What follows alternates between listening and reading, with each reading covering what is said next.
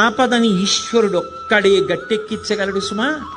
ఆపదని గట్టెక్కించవలసి వస్తే భగవంతుడు చూసేదేది అంటే నువ్వు ఎంత పవిత్రంగా బతికావు, నువ్వు ఇతరులకు హాని చెయ్యగలిగి ఉండి కూడా చెయ్యకుండా నువ్వు నిభాయించుకున్న సందర్భాలేవి, నీ కోపాన్ని నువ్వు ఎలా నిగ్రహించుకున్నావు, ధర్మానికి నువ్వు ఎలా కట్టుబడిపోయావో చూసి పరమేశ్వరుడు కౌగిలించుకుంటాడు. కబీర్ దాస్ గారు ఓ మాట అంటాడు, ధీరే ధీరే రేమనా ధీరే సబకుచి హోయ్ మాలీసించే సౌకర్య ఋతువాయే ఫల్హోయ్ అంటాడు.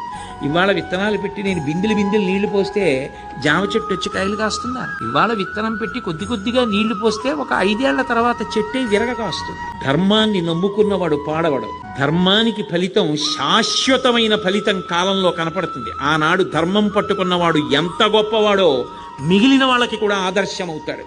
ధర్మం వదిలినవాడు నశించిపోతాడు. అది నిరూపించాడు భాగవతం ప్రారంభంలోనే.